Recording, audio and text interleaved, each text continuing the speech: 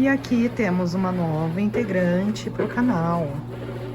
Eu troquei o Miller Fiberglass por ela. O ferro velho, ó. Está bem sujo, eu vou dar uma restauradinha nela.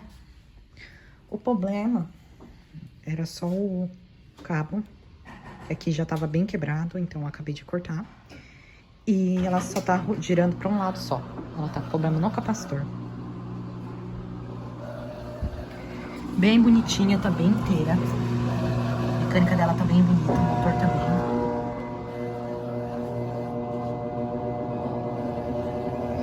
E essa é a nova lavadora do canal.